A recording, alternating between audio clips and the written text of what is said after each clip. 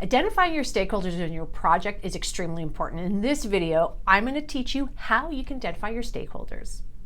Now, before we jump into the video, I have something for you, which is really important. 6 basics for your project to ensure that you're not struggling. And I'm going to tell you how to do that, or how to get it, at the end of the video. Hi, if you're new here, welcome. My name is Adriana Girdler, and you have landed on the best project management channel out there in YouTube world, maybe in the whole wide world, I'd like to think. On that note, thank you for being here. I would love it if you would subscribe to this channel. It helps our community grow. On that note, let's learn how to identify stakeholders. Who are project stakeholders? Now, before I even get into how to identify them, let's first understand who they are.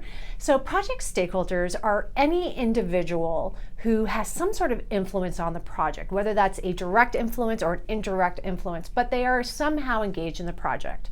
Now, there's 2 types of stakeholders. There's internal and external stakeholders. So some internal stakeholders could very well be the sponsor, steering committee, senior executives who have a vested interest. Project team members, they're stakeholders as well, even though they're project team members.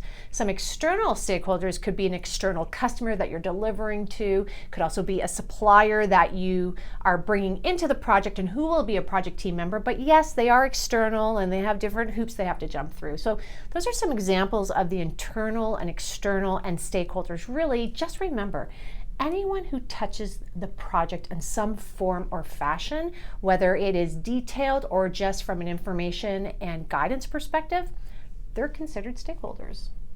Review your project documents. So now that you know who to be looking for, how do you find out for sure who your stakeholders are? Your project documents are a wealth of information, so do not ignore them. Look at your charter. Your charter is one of your fundamental documents. It's going to really focus on the internal stakeholders. You want to also look at business cases that was created in order to do this particular project that you're working on. That usually has a really good external stakeholder list in there, usually revolving around the customer. There may be some other documents as well. Sometimes I use my WBS as a breakdown, and I can really highlight what are some other areas I may have been missing. But there are documents that exist that are really going to be helpful. And then not only from a document perspective, check in with your sponsor too, which is part of your documents because they're the ones that have helped you create that charter. They may have some additional insight for you regarding some additional stakeholders.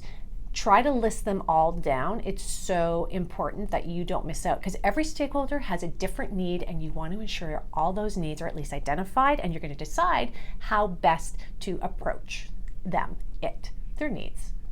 Conduct a brainstorming session. You have a project team, use them. This is why you're together as a team. You're there not just to execute tasks, but you're there to collect more information. And part of your project ought to be change management, and part of change management always is on stakeholder identification. So this is another place that you can use, and you do that through brainstorming with your team. So you do an activity and you really find out with your team who are the other players. Everyone just kind of starts brainstorming and throwing it out there, sometimes with sticky notes. It doesn't have to be a super organized activity. It's just more of who are you touching? Let's kind of mark this down and really think about the hands that things get passed with. So sometimes I can do a SIPOC with the ins and outs, which identify stakeholders, which is a really good tool. By the way, I have a YouTube video on that. Just search Adriana Girdler on the YouTube bar, SIPOC, and that is a nice way to really help with stakeholder identification. But doing anything where you can brainstorm with your team, because again, they may have additional insights. Now, what's really cool when you do brainstorm with your team is they also might give you some ideas as how important are those stakeholders from a communication standpoint and information, which again is the next thing you are going to have to do, but it's a completely different topic because we're just talking about identification here. But again, that identification is the key to kick you off on the other activities you're going to need to do in order to ensure a successful project communication with all of your stakeholders. Okay, you made it to the end, and what did I tell you? If you stick to the end, I'm going to share with you how to get these 6 basics to ensure that your projects are not struggling. It is a must. It's free.